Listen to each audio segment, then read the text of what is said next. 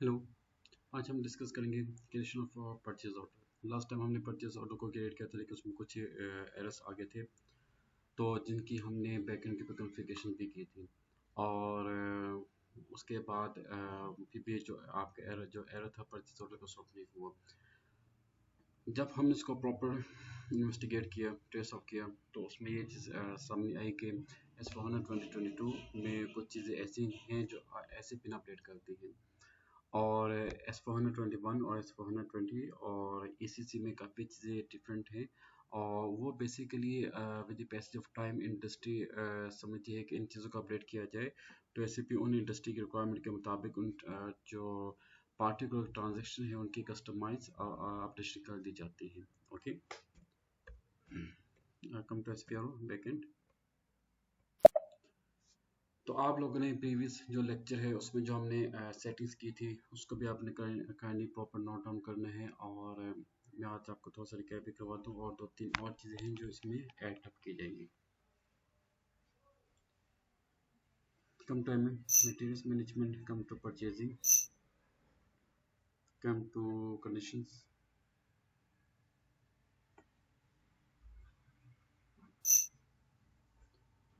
Defined price determination process. ये जो price determination का जो प्रोसेस है इसको अपडेट कर दिया गया है।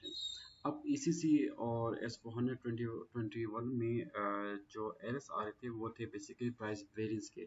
और ये जो एरर आया है ये उनमें नहीं था, और जो उनमें एरर आ रहे थे वो इसमें नहीं है। ओके, तो प्राइस डिटर्मिनेशन में हम फोकस करेंगे defined scammer group. Scammer group में जैसे कि लास्ट टाइम आपसे मैंने कहा था कि तीन आपके पास ऑप्शन है।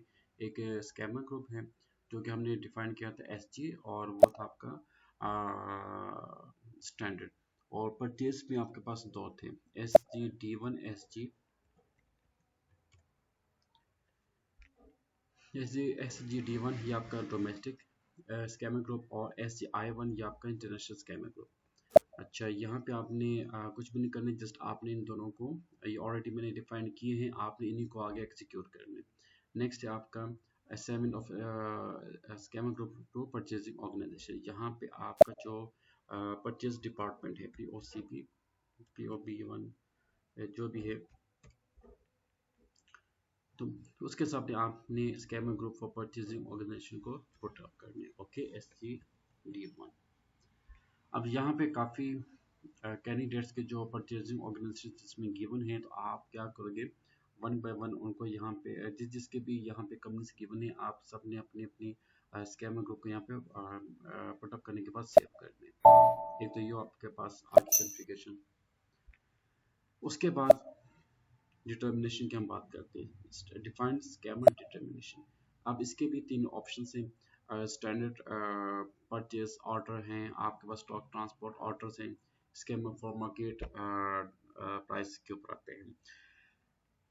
एक कॉमन एग्जांपल आपको देता हूँ, लेट्स से कि जो मल्टीनेशनल कंपनी जो परचेज ऑर्डर की एग्जीक्यूशन करती हैं वो काफ़ी टाइम टेकिंग होती है। फॉर एग्जांपल के बॉटल्स अगर आपने परचेज करनी है वेंडर से, तो 10 लाख बोतल को कैरी करने के लिए आपको कम से कम 20 या 14 डेज का टाइम रिक्वायर होता है। और आपको ये भी मालूम है कि विद पैसेज ऑफ टाइम आपके जो प्राइसेस हैं वो फ्लक्चुएट्स होती रहती हैं। तो आपने ये देखने के जो आपका वेंडर के साथ कॉन्ट्रैक्ट हो जाता है, उस कॉन्ट्रैक्ट में आपने क्या प्राइस को मेंशन करना है।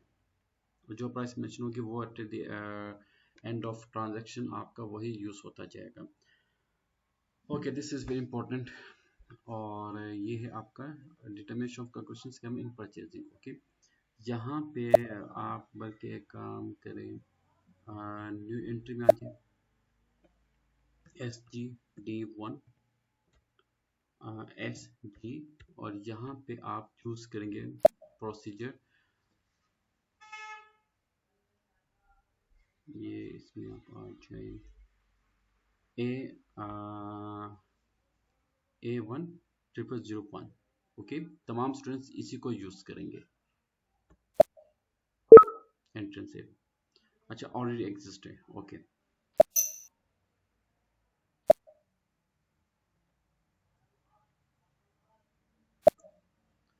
सो come back. Next determination price schema for stock transport orders. अब इसमें आप न्यू एंट्री पे आ जाओ। यहाँ पे schema group SGD1 document type stock transfer order है, स्टॉक ट्रांसपोर्ट। और इसमें आप जो है stock transport order supplying plant supplying basically यहाँ पे आपका प्लांट आएगा PLCP।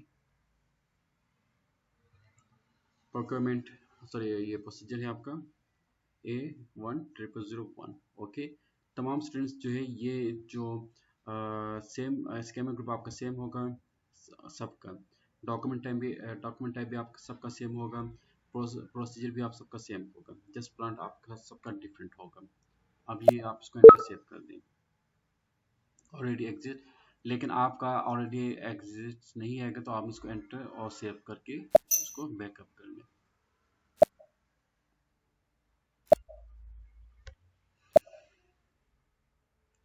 और जो लास्ट वन है इसको आप स्किप कर दें कि मार्केट प्राइस को। Now come to front and.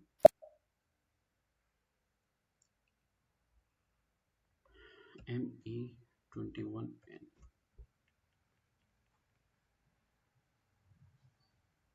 select your supplier 160025, then click on header।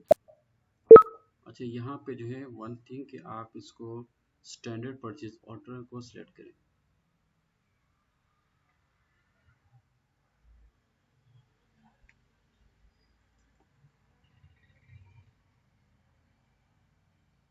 Standard purchase order okay. यहाँ पे नंबर ऑटोमेटिक आएगा। Purchase organization POCB PG1 CB01 और यहाँ पे आइटम दे दी 10 RMCB 1001 101 बैक आ जाएगा। डिलीवरी डेट आप यहाँ पे स्किप कर दें, नेट प्राइस 10 आ जाएगा। करेंसी PKR, पीरियड स्किप कर दें। Order price each, material group 01 MT, plant PLCP SL02, enter. अब यहाँ पे एक चीज़ चेक करें कि देखिए प्राइस जो है यहाँ पे ऑलरेडी प्राइस जो है वह यहाँ पे अल्हम्दुलिल्लाह मेंशन हो चुकी है और इसी का ये बैक एंड के इश्यूज आ रहे थे। अब नेक्स्ट ये देखें, ये येलो बेसिकली जो है ये एरर नहीं होता, ये किस्म की वार्निंग होती है। आपसे कह रहे हैं कि आप जो अपनी डिलीवरी डेट है वो ज़रा चेक कर लें। तो डिलीवरी डेट जो है वो हम इसको ओके एंटर कर लेते हैं। तो बल्कि यहाँ पे आप 28/09/2024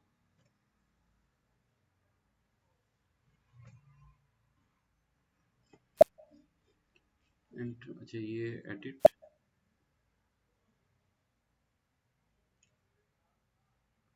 अच्छा, ये कह रहे हैं कि no message generated output.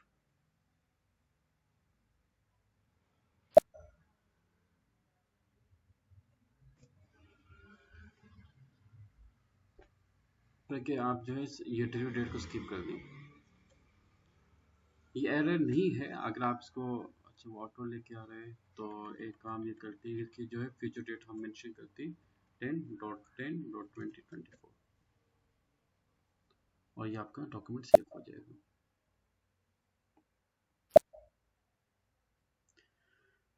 No message generated for output purchasing document, इसका मतलब ये है कि जो प्रिंट आउट के लिए डॉक्यूमेंट है इसको आप जो है एनीवेज कॉपी भी सेव कर सकते हो। Okay,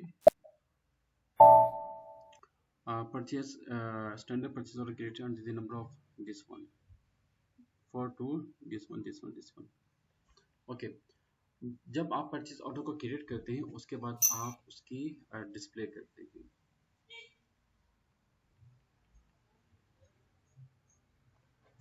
list of purchase orders, logistics,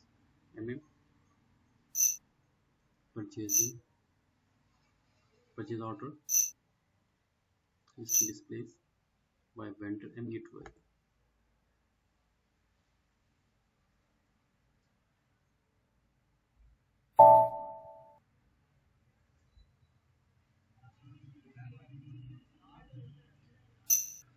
supervision के लिए यहाँ पे आपका सप्लायर आ जाएगा, प्लांट आपका जाएगा पी ओ सी, सॉरी क्या था, P L C P, sorry ये परचेज ऑर्गेनाइजेशन, ये क्या था यहाँ पे P O C P purchase department, और यहाँ पे आप देंगे PG one plant P L C P, then execute, और स्कोप ऑफ लिस्ट इसको ज़रा ड्रॉप लिस्ट करें, और यहाँ पे आप लिखिएगा, हम यहाँ पे लिखते हैं परचेज ऑर्डर्स,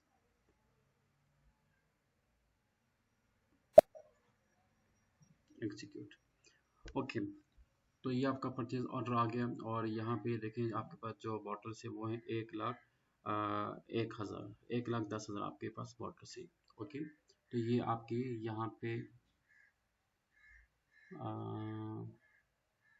सॉरी ये आपकी प्राइस आ गई, और ये आपकी क्वांटिटी आ गई, 1,01,000 बॉटल है, और ये 10,10,000 आपकी प्राइस है।